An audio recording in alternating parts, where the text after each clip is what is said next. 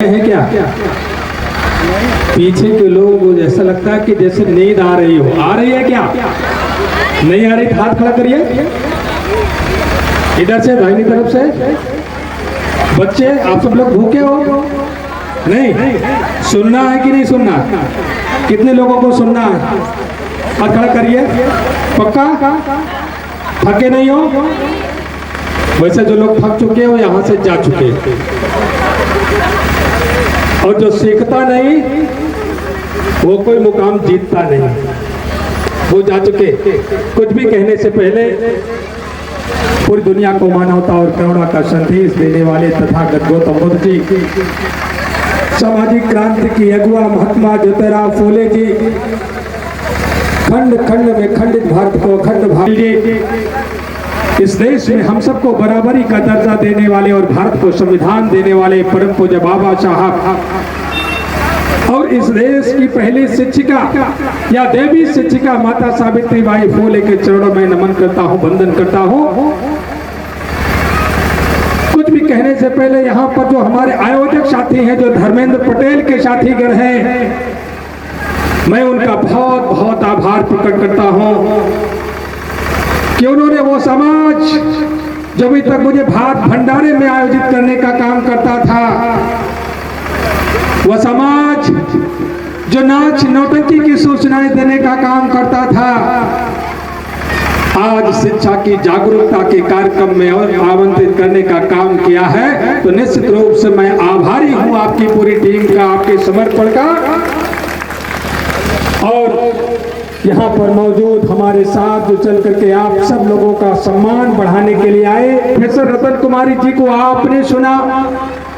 मैं माताओं और बहनों, बच्चियों से मैं कहना चाहता हूँ, अब पीछे बैठे हुए बुजुर्गों और भावकों से भी कहना चाहता हूँ, आपको देख करके इनके मन में कितना ऊर्जा आई।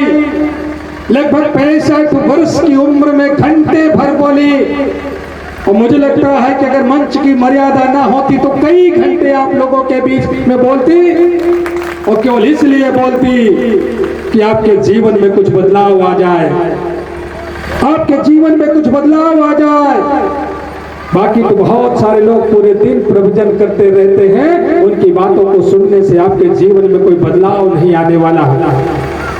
जरूरत इस बात को जानने की है कि आज आजादी के लगभग 80 वर्षों बाद हमको गांव में शिक्षा का अभियान चलाने की जरूरत पड़ रही है। जागरूकता का कार्यक्रम करने की जरूरत क्यों पड़ी? आजादी के इतने वर्षों बाद भी आज भेदभाव की पराकाष्ठा है।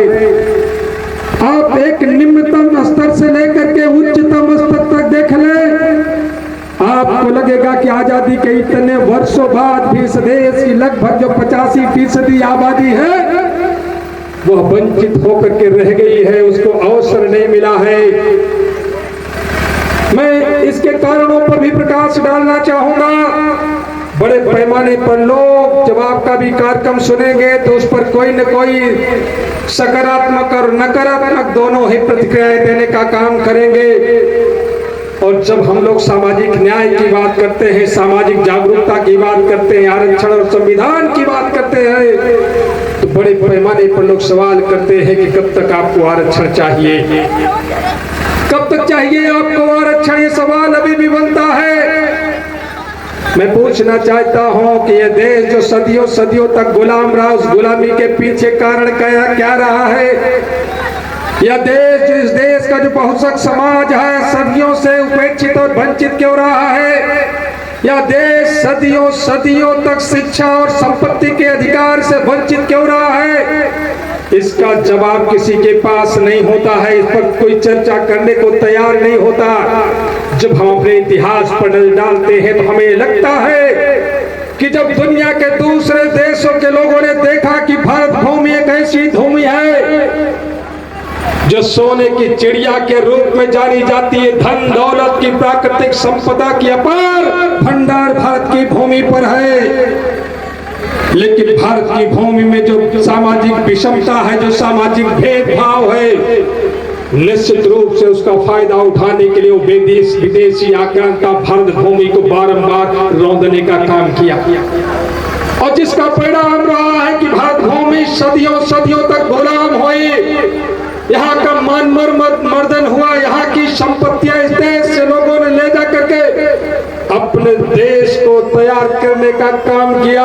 मैं पूछना चाहता हूं ऐसे लोगों से, जब हमारे ही समाज में यह परंपरा थी, यह व्यवस्था थी, या एक राजाज्ञा थी कि इस देश का जो शूद्र है, जो पिछड़ा है, जो अनुसूचित समाज का व्यक्ति है, तत्कालीन शूद्र समाज का व्यक्ति